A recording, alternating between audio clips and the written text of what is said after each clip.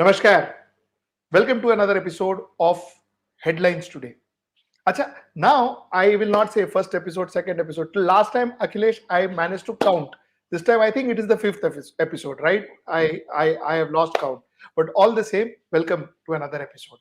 Thank you so much for appreciating this small venture of ours.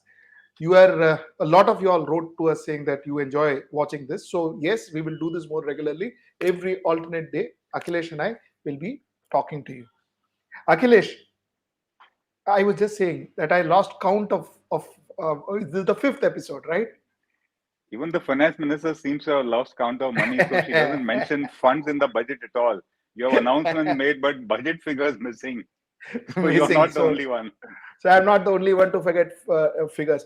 Acha, I have a headline today, Akhilesh, and my headline is very simple, and it's actually culmination of a lot of newspapers. And I'm not going to mention one particular newspaper because almost every newspaper is talking about it. And the headline, therefore, is where are the jobs? Where are the jobs, Akhilesh? Parliament has got lots of jobs, Sujit. They're all the time busy. It's we who don't have them.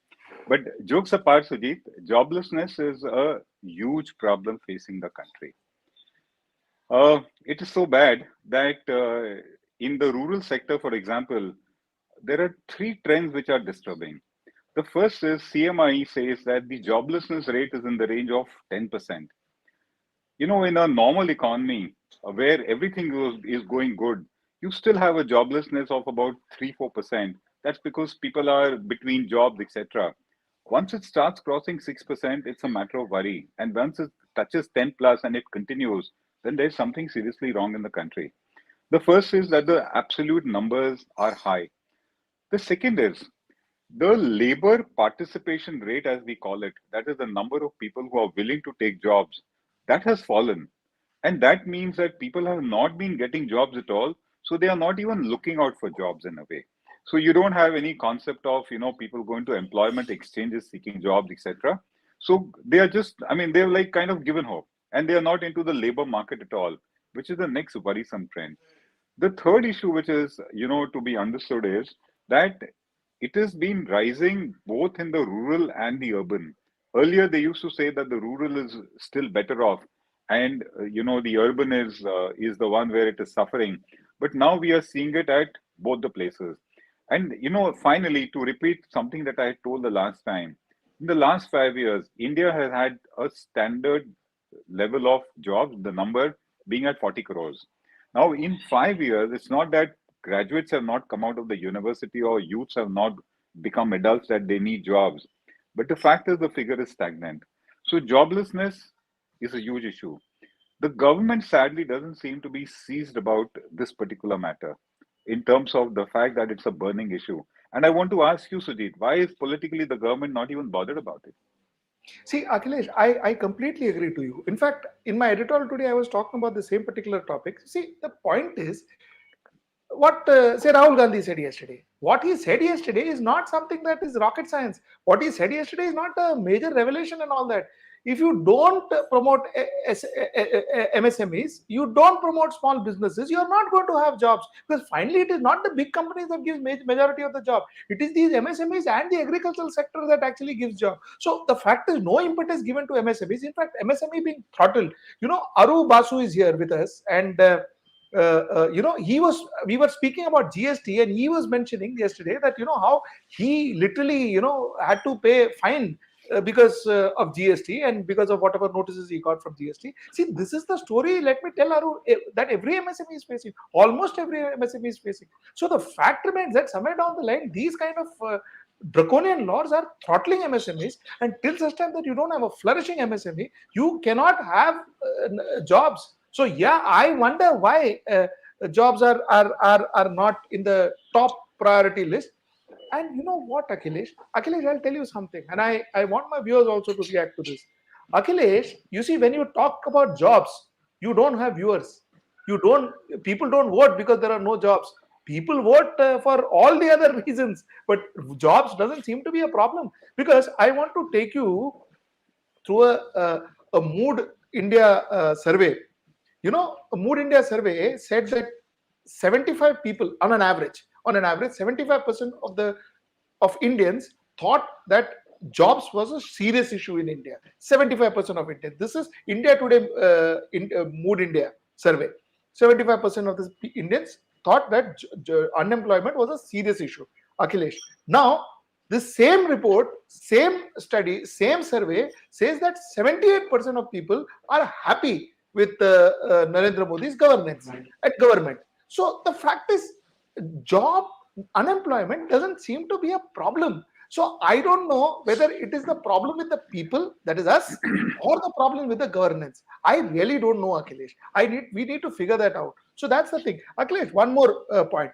In the same topic, I'm not changing the headline, the same headline. Inequality. Inequality is also a major issue, isn't it, Akhilesh? So we'll come to that point, Sujit. Let me just point out what I was asking you. See, the budget is a combination of economics and politics. Where you get the money from is also dictated by economics and by politics, because you may not want to tax the sector which is the middle class and below, and you may be politically not willing to even tax the super rich. So economics decides, politics decides about where are you going to get money from, and where are you going to spend it is largely a political decision.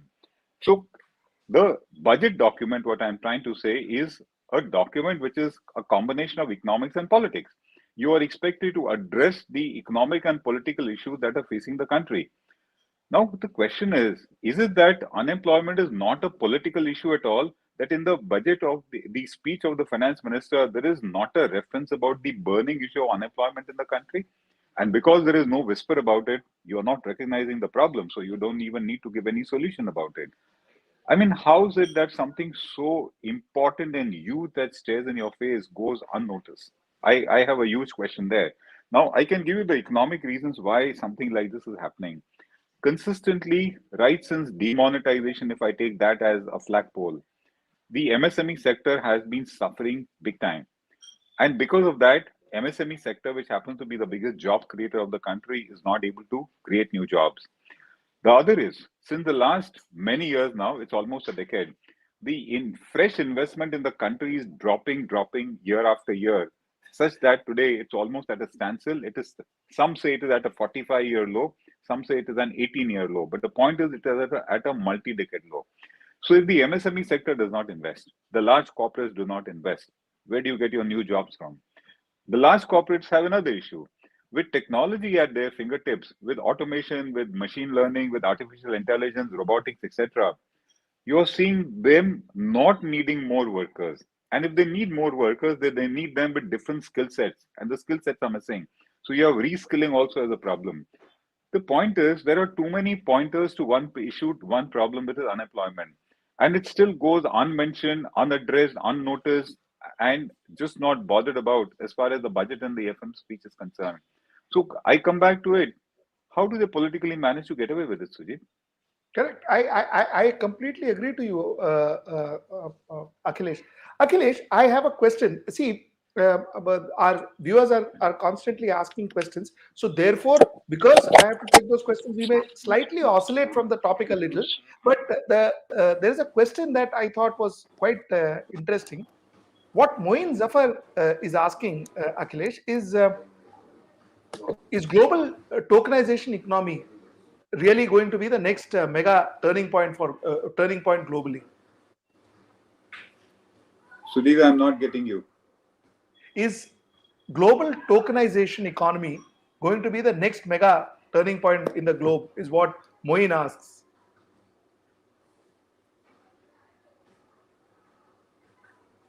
Akhilesh, can you hear me? Hello, Akhilesh.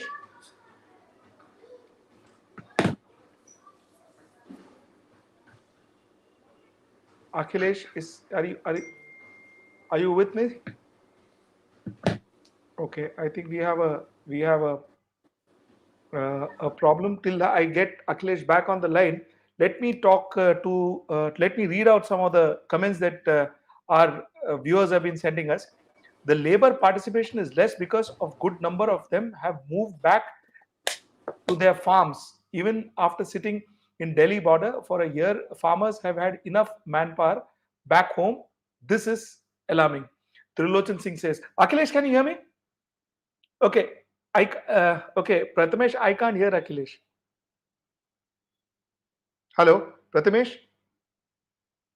I can't hear Akhilesh. Okay, Akhilesh, can you try out once again, please? You are on Can, mute, Akhilesh, sir. Akhilesh, you're on mute. Yeah. Yeah, I need to be reskilled. So, okay, back to the show.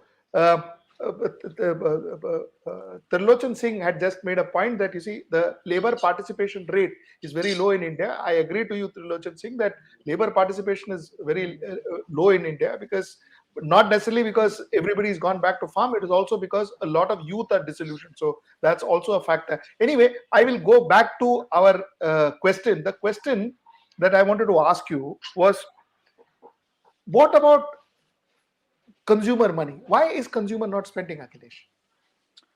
Sujit, all these issues that we are discussing are so interlinked. For example, joblessness causes inequality, a point that you had, spoken about, and we are yet to get back on it. And a combination of that means that household income has gone down. And if household income has gone down, two things happen. The household is anyway nervous about its present because income is not there. They are dipping into their savings. And apart from being nervous about the present time, they're also not confident about their own future. I remember a recent survey a couple of months ago by Reserve Bank on the consumer confidence survey, and it said almost 59% of participants are expecting that their things are not going to improve in the next 12 months, they will only worsen. Now, if that is the kind of perception they have about their own trajectory of living, why are they going to spend? They are bound to save money because they really don't know when will it happen that the next meal is not known. So consumers not willing to spend purely because no income, no jobs, savings dipping, not confident of the future. So they are not even willing to contract debt to spend, and they are sitting just spending on basic essentials. The post Diwali survey showed that people are willing to spend on essentials, but not on non-essentials, which includes white goods, brown goods, etc.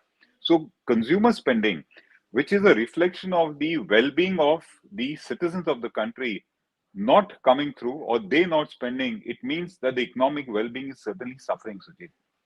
Absolutely. And secondly, another very, very important factor I think also is affecting consumer spend is the fact that there is tremendous amount of insecurity. Insecurity Yes, everywhere.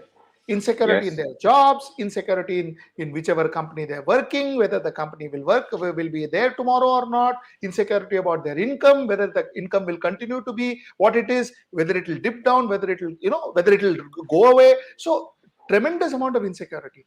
Now, what is unfortunate, Akhilesh, here is sadly in this budget, neither has been these insecurities been taken care of, nor has the consumer been given some money in their pockets to spend in any form.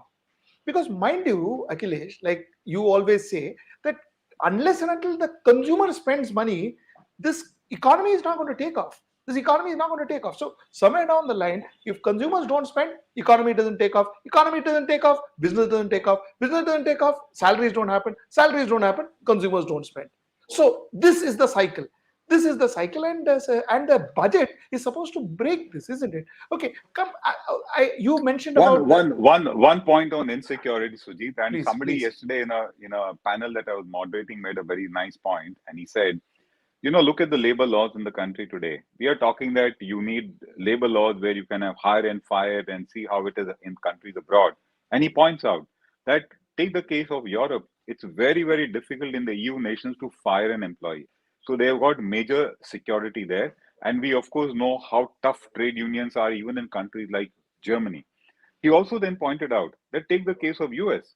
It is very easy to fire an employee there, but then the government immediately gives you unemployment dole. In India, we have neither. You're going to have a situation you can hire and fire, no dole from the government, and you look at the sense of insecurity of the worker. Getting a job is difficult, and after you're fired, being very easily fired, where do you go? So that is also adding to a situation. Very correct. Very correct. Akhilesh, I want to read a comment that a viewer has just written. Very, very interesting. The name is Indian Citizens. Guys, I would request you to just put your actual names also down so that it will be easy and better for us to to call you out and in fact give a shout out and ask you questions.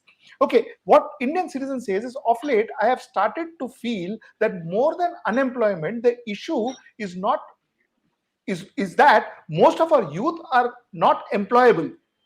You see, that's what the point is. My point of view on this, Akhilesh, is that no, I don't think it is our youth are not employable, at least not now. But yes, if things go on the way it is, if disillusionment amongst youth spreads the way it is, continues to be the way it is, possibly this is the future that we are seeing in possibly in the near future. So as on now, we still have our youth who are employable. We still have a good workforce. Work participation, labor participation rate has come down, like Trilochan said. Yes, it has come down, no doubt about it. But that being said, we still have a good bunch of young men and women who are quite employable, but somewhere down the line they are not getting employed. Akhilesh. So, Sujit, we need to differentiate between eager to be employed and employable. So, what Indian citizen points out does have a grain of truth in it for the simple reason that look at the situation. For 5 years, if the youth has not got jobs, he's already unskilled in a way, or he needs to be reskilled. So, for an employer who suddenly needs, let's say, 200 engineers, he says, I get thousands of applications, but they are not employable. They are not suitable for the job. That's the first point. The second thing also is, despite or irrespective of this, our education system is not producing graduates which employers find them ready to be employed immediately. So there is truth in the fact that our youth is not employable and they are not really to blame. Your education system is creating those kind of youths whose skill set or education set is not one which the employer wants. It's not, he's not ready for employment. He has to be trained and tutored further before he can get a job or be put on the job. And on the other hand, for those who could, in the last few years, they didn't get jobs and their training and education has actually become obsolete and it has to be renewed by way of reskilling. So there is truth in what he points out. Correct, correct. Akhilesh, I just want to, in fact, the conversation we had, I didn't complete it. What you rightly said that about the inequality, I'll just complete that particular conversation before I get into the next headline, which is very interesting. Now, I think this inequality factor that you mentioned, Akhilesh, is also stemming from the fact that smaller companies are getting smaller rather than getting bigger, or they're just Collapsing? shutting down, collapsing. Okay, so what's really happening is it's big companies and really small companies or nothing there. Unorganized sector is affected, small companies affected, like I said, MSME is affected. So somewhere down the line, the more this is going to happen, the more the inequality is going to grow. And that's something which is absolutely serious. And that's something I'm sure this government has to see. So that's the point I wanted to make, Akhilesh. The next headline, if I may, I'm continuing with the headlines. No. Do you So mind if I go with it? we no. Talking of inequality, Sujit, okay? Please, please, please. I was talking to Aarti the other day, and we were just discussing the alphabets that are showing where are we headed to. The previous chief economic advisor of India had this favorite habit of every time rushing and saying, "Oh, we are seeing a V-shaped recovery," to mean that we fell sharply and we have risen back sharply as far as economic growth is concerned, which was completely cut away from the ground reality. Then the response came that it has been actually a K-shaped recovery, wherein one segment of society is growing upward and the other is growing downwards. And there was enough evidence to say that middle class has been shrinking, poverty has gone up, MSME sector is struggling, unorganized sector is having a problem surviving. So there was a lot of truth in that. The new economic advisor, chief economic advisor who's come, has started a term saying we are seeing a W-shaped recovery. So with each corona pandemic coming, it goes down and then it goes up, it goes down and it goes up, implying another version of V-shaped. And of course, there are cynics in the country who say we are having an L-shaped recovery, where we have just fallen and now we are at the bottom, we are not going up at all. But keeping that aside, the K-shaped recovery or the K-shaped situation is a reality, Sujit. The big have become far, far bigger. The small have only shrunk, as you mentioned correctly, that it's either just the too small or the too big, and the entire segment in between the middle sector is struggling to survive. See, Sumit Maurya, thank you so much, Sumit. Sumit says that he constantly tells his friends to watch SW News Network because Thank he you, loves our Sumit. channel. Thank you, Sumit. Thank Thank you you. so much. Okay, Akhilesh, let me ask you another question. Okay, this is pertaining to inflation. That too is the headline today as to inflation seems to be rising, no changes to inflation. Now, where is this all going to go and end? Very serious, Sujit, because look at it on one side, no jobs, no income to spend, and then you face inflation. Now, inflation today is a global phenomena. It is rising in country after country. In the US, inflation today is at the highest ever seen since 1982. In United Kingdom, it is at a decade high. In EU nations, it is at a decade high. Russia is facing inflation. China is facing inflation. India is no exception. We are also at a decade high. The point here is that, okay, inflation seems to be a global phenomena, but that doesn't mean that we are armless and helpless. We need to have some initiatives to mitigate the impact of inflation on our citizens. And as I very often say, there are two things that the government needs to do to bring down the impact on the common man. The first is put money in the pocket of the common man so that even if prices have gone up, he's still able to pay and survive. One of the ways that could have been done, and we are talking about the middle class salaried earner here primarily, the government could have increased, the taxation limit, the threshold limit from let's say 2.5 lakhs to 5 lakh rupees. At least some money would have come into the hands of the middle class. They would have felt that some relief has come. Nothing like that happened. No tax measures came in the budget at all. This is as far as the income side is concerned. On the expenditure side, if the government really creates an environment where jobs come in, production comes in, then two things happen. The supply of goods goes up, because of which prices always come down. And the second is you will end up giving jobs, and the middle class will have the money to spend. So inflation is biting, it is at a high, it is continuing to rise. Internationally, they say it will take at least 6 to 9 months minimum for it to be in some kind of control. Till then, it remains elevated. So, India is also going to face inflation. We have not seen the worst behind us. Sadly, the budget did not have any consideration about it. I think they are going to leave it on the Reserve Bank's monetary policy to tackle it. Now, the monetary policy can only do to a limited extent. What would it do? It has brought down interest rates, which is a pro growth measure, but an anti inflation measure. So, the monetary committee might just increase the interest rates in order to ensure that money becomes, expensive. It has a salutary effect, and inflation is impacted there. And the second it would also do is it would start withdrawing surplus liquidity from the system so that money is not available. And so you don't have what is called too much money chasing too few goods, which is what inflation is all about. But both those measures, please remember, Sujit, are anti growth. We have not yet started growing, and we now need to start taking these measures. Somebody had to be bothered about it. We thought it had to be the finance minister, but that didn't happen. That didn't happen. In fact, Akhilesh, very interestingly, Bushra Sheikh says the same. She says, "Sir, inflation is simply too much money chasing too few goods. And currently, with inflation and poor economy, if money is given to the hand in the hands of the consumer to improve economy, won't that add to inflation?" Is what she is asking.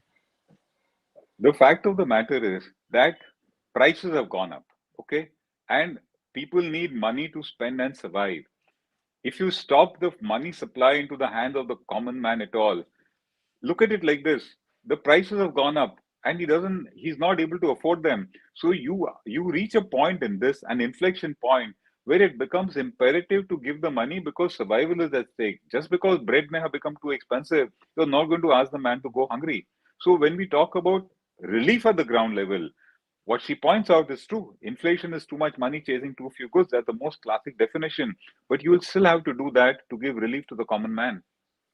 So consumer hands in the money in the hands of consumer will never harm the economy. It will only help the economy, no matter what. I mean, that's something which is a given. And And he needs it for his survival at the end of the day. Just because milk has become too expensive, he can't stop drinking it now. So drinking somebody it, has to correct, give relief. It becomes a civic and a political issue too. correct. See, somewhere down the line, again, going back to inflation, unemployment, every issue we spoke about, money in consumers' hand, all these are actually political issues too, because it's an economic issue which is directly affecting the consumers, the people, the citizens of this country. But somewhere down the line, what is very ironical, and what is sad, is that you see, uh, uh, the politicians, the issues in elections, look at all the elections that's happening, all the 5 elections, the issues are not about inflation, not about unemployment, not about money in the consumer's hand. The issues are, Akhilesh, are about maybe mandir masjids, and maybe 80-20, and all those things which are technically not that important as what these issues are, which is So does important does for the. it does it mean that our electorate has not yet matured? I don't know. I am now wondering, Akhilesh, because why are we not? This is the same thing I asked you before. 75% says unemployment, but 78% says the governance is good. What are we talking about? It's like saying that, you see, I hate the food, but I love the restaurant. अरे ये क्या बात हुई? So I don't know where it is going, and I don't know where when will these issues be actually bought, and when will the real issues? When will we talk about real issues? Anyway, Akhilesh, another point I wanted to, another headline, or rather a sub headline that I wanted to talk to you about, is private sector not investing. See, all these points actually are connected, aren't they? Jobs, inequality, consumer money, inflation, private sector not investing. All these are connected. Tell me, Akhilesh, why are private sector not investing currently? Sujit, if in a situation where your capital itself could be at risk, just because you might get some sudden notices from tax departments and suddenly you're saddled with contingent liabilities where your cash flow goes out, you'll win the appeal after a few years, but you will not survive. Why will you risk your capital? Or if you invest big time money, set up a plant, and suddenly some local political goon or a local thug who has the support of the ruling political party starts extorting money from you directly or indirectly, and we see that happening at times, very often rather. Why will you risk your capital, Sujit? I mean, when the basic ease of doing business is really not there the way the government may want to claim, they can go and keep claiming all the time. Ask us. If you get notices from departments which are going to erode your operations, your cash flows, we are going to put your capital at risk. Or if you put in the investment, employed people, and suddenly you realize that your logistics costs go up because your incoming goods and outgoing goods, every time there's some kind of a delay or extortion happening there. Or if you are an exporter and you realize that you do manage to send the goods to the port at the earliest possible, of course, with all the obstacles in between, and then the port is not able to dispatch on time, why are you going to risk your capital, Sujit? So the larger issue is two. While the while the economists like to keep saying that look at the capacity utilization, till capacity utilization doesn't improve, why will we add to new capacity? The average capacity utilization across industries today is between 60 to 70%, depending on the industry. That is not enough to trigger a fresh investment cycle, Sujit. It should touch at least 85% before a corporate says, let me start planning another build-up of capacity. That is the justification that they give. But let's realize the other realities bite even harder, which is ease of doing business, what they call ease of earning or ease of cost of doing business, just not being conducive to business. So you're going to sit on the fence and keep and wait and watch. It's not that the corporates don't have money today, they are loaded with profits. In the last 1 year, I mean, because of COVID 2020, Indian economy may have contracted by 7.9%, but the profits of the big corporates have gone up many more times. They are all sitting on big funds. They have deleveraged their balance sheet. They have repaid debts. They are in a great position to be able to borrow and to invest, but they are not willing to do that, despite the fact that money is available cheap, interest rates are low, and it is abundantly available. There's a surplus of almost 10 lakh crores in the banking system today. But corporates will not borrow, corporates will not invest, they will not risk their capital. So it's a combination of unutilized capacity because the consumer is not spending, the consumer is not buying, so capacity is lying idle. But the ground reality of the operations facing obstacles because of poor ease of doing business, they really hit you hard, Sujit. Akhilesh, okay. Do I have time for one more headline, or you want Absolutely, to? Yeah, absolutely, one absolutely. more headline I wanted to talk about is MSMEs. What Rahul spoke about, Rahul Gandhi spoke about yesterday. Okay, MSMEs. I mean, and we too spoke about in the beginning of this program. But Let's start this once again. See, MSMEs are literally struggling because of compliance, because of taxations, because of no money in the market. How do you think? Forget about the problems. Chalo, we discussed the problems. I want to know from you, Akhilesh. How do you think we can revive MSMEs? How do you think MSMEs will grow in India? Sujit, we first need to realize that over the past few years, because of flawed policies, their capital has gone out. It started with demonetization, then they had a hit because of your complicated and hurried GST. Of course, all throughout, all kinds of compliance issues keep hitting them all the time. You need two situations. The first is you'll need to give them some capital to be able to start. I'll come to that. And once you are able to do that, you will need to create an environment where the compliance costs and regulations are much, much lighter. You cannot have the same harsh laws that apply to the big corporates also applying to the small corporates, the small MSME sectors. They can't afford big consultants, they can't afford expensive advisors and comply with the law of the land. They don't even have the money to be able to pay taxes when these kind of dirty contingency liabilities come because of tax notices. So the first thing that is create the environment for them which suits them. They don't have the depth of resources and operations to be subjected to this kind of harsh compliance and harsh penalties. That's the operating part. As far as commencement of business is concerned, capital has gone out of their balance sheets because of flawed policy of the government, and it is the government that will have to take the initiative. The initiative that I would expect the government is do a very impartial analysis. There could be a lot of MSMEs because of certain reasons which are not viable. Okay, keep them aside. But those which are still viable, which is very apparent, you will have to give them some kind of seed capital, some kind of soft lending, some kind of lending where the repayment is over a longer period of tenure of time so that they are able to earn and repay. Unless you don't do that, unless you don't accompany it with a complete tax holiday for some of them, they're not going to be able to revive. Capital has gone out of their hands. Akhilesh, last question. I want to take viewer's question. Don Cherian asks you and me that budget has no concrete figures. In this budget, no concrete figures were mentioned. Is there a benefit for the government to present such a budget or such a benefit? Sujit, he's very right, and let me give you a bit of a history to it. As per the Constitution of India, the budget is supposed to be just a statement of money coming in and money going out, which is a cash flow statement for the government of India, which means it has to be loaded with a lot of figures. That's the primary purpose. Earlier, I'm talking about, even pre-Manmohan Singh times, the budget document used to have announcements of programs.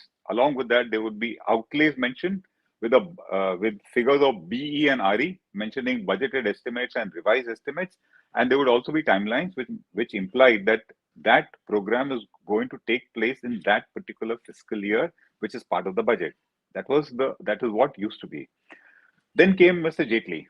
The late Arun Jaitley, he came up with this situation where he would read out the speech and say, if you want more details about this in terms of numbers, go to the annexures to my budget. Okay, all right. It was at least added there. You could go to the backside of the budget speech, see the annexures, and get some clarity.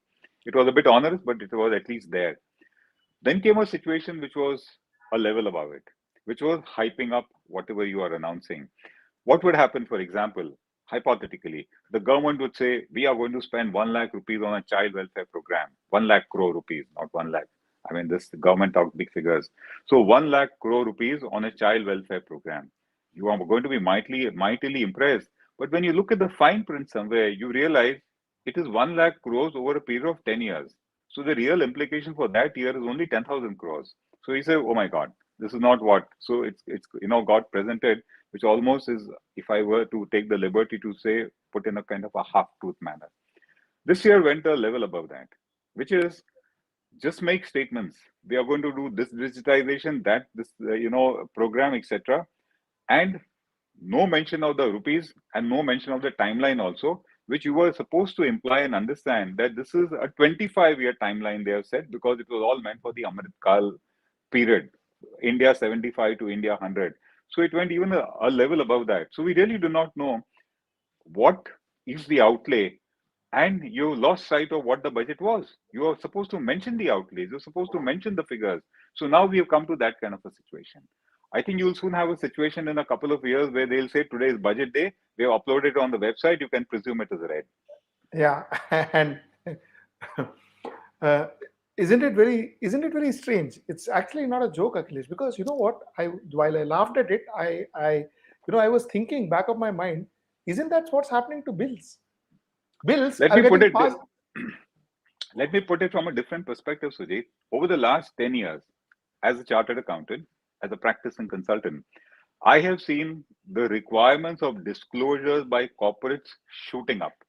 So if an ordinary annual report 10 years ago ran into, let's say, 10 pages, today it runs into 100 pages. That is the kind of disclosure that you have mandated and made corporates go up year after year, year after year. I mean, we auditors get tired making disclosures, but they have done that for corporates. It's been the reverse with the government. Correct. Absolutely. All the accountabilities are ours. Government does not have any sort of accountability whatsoever. I welcome Saji Liju as a new member. Thank you, Saji. Thank you for being taking our membership. Thank you so much. Okay, Akhilesh, uh, you've got 4 minutes for your headlines. I'm so sorry. I took most of your time. I'm so sorry. I have only had a headline, which we'll take it in more detail, but it has to do with the LIC IPO. It, you have to delve into the government's disinvestment and privatization program to get into it to understand it. For the financial year 21-22, the government had announced an ambitious disinvestment and monetization program of 1,75,000 crores. The year before that, if I remember correctly, it was a target of 2,10,000 crores. They never met it. They didn't even get a fraction of it. This year, they were expecting 1,75,000 crores, in which there were two star performers. They were expecting a huge amount to come from an IPO of LIC, first time ever, the biggest IPO ever in India, where the estimate was the government will take from the capital market 75,000 to 1 lakh crores. So that was a slammer that was. And the second is they were expecting 60,000 crores to come from privatization of BPCL. BPCL has not taken place. They've postponed it to the next year, and they suddenly realized that what they thought was a jewel in the crown is not turning out to be so. And investor interest in BPCL has not come, except for your traditional groups like Vedanta, etc. They were expecting big oil majors like Exxon, Mobil, etc. to show interest. Nothing like that happened. So BPCL has been postponed to the next year. So a huge chunk out of 1,75,000 crores has not come in at all. At the moment while I'm talking to you, the exact figure that they have got out of disinvestment receipts, I'm talking cash in hand, is 12,030 crores out of a target of 1,75,000 crores. They're expecting that the LIC IPO will give them about 75,000 crores. So the government has said that in their revised estimates, as against budgeted estimates of 1,75,000 crores out of disinvestment, the figure will be about 78,000 crores, considering that the LIC IPO will come before 31st March, and the government is pretty determined. I'm told in SEBI and every other agency, they are rushing to give the government approval so that the LIC IPO comes in. This is as far as the disinvestment was concerned for 31st March 2022, financial year 21-22. In the budget this year, probably chastened by the fact that the last 3-4 years they have been making big announcements and disinvestment has not been happening, the target is 65,000 crores only, which is now getting realistic. And perhaps they will be able to achieve it mainly if at all they're able to sell BPCL, because they're expecting that to happen in the second or third quarter of the coming financial year. So disinvestment, which was expected to be one of the major areas of receipts for the government, by which they thought they would also achieve the objective of not being in business, ensuring that only except a few PSUs in strategic sectors, they will get out of everything. This investment seems to be off the cards. Monetization of government assets seems off the cards. So the government is also not talking about privatizing two PSU banks that they had promised in last year's budget and one insurance company that they had promised. So I have a question to you, Sujit. Please. Has this investment become politically a hot potato that they are dropping? No, What is it? no, no, no. That's the unfortunate Then part of it. Disinvestment has not become. You see, the fact that they achieved 8% of what they were supposed to do last time around. How is it? How is it? Have you heard anybody talking about it? Have you heard any election speeches on that? Have you heard any opposition going and talking to the government? Nothing. So somewhere down the line, nay, Akhilesh, my problem is this. My problem is this. Real issues are not becoming political sore points. They are not becoming political sore points. And till such time that real issues do not become political sore points, you are not going to have these issues discussed, debated, national debate. You switch on television right now, Akhilesh. Right now, switch on television and see what they're going to talk about. Look at the topics they're talking about. Because it is not going to be real issues. You know what? Because even if we talk about real issues, you will not have viewers either. So that also is a fact. We have our regular viewers who are watching us right now, but an issue like this will not fetch you viewers. A sensational issue will. Unfortunately, that's where our politics has headed to. Now this is something that as a society we need to correct. Just blaming the politicians here alone, Akhilesh, is not going to solve the problem. Just blaming a party alone may also not solve this problem. There has to be a change in the society for sure if this problem has to be sorted out, Akhilesh. That's my so point of view. so, so let me make a sensational statement. Arey wah, If kya the baat hai. if the Then, if then, the then we'll get crowd. Then we'll get huge amount of people coming in. Come on, tell me. so if the government is able to privatize BSNL, MTNL, and one of the insurance companies, then I am willing to write a check for the government. Sujit, you're talking about BSNL, okay? It is expected to consume another 80,000 crores of public money. You're talking about public sector banks. In the last 3 years, 3 lakh crores of additional public money has gone into banks to recapitalize bankrupt banks, okay? I mean, please privatize those. Get those off your books. And if they are not viable, close them down.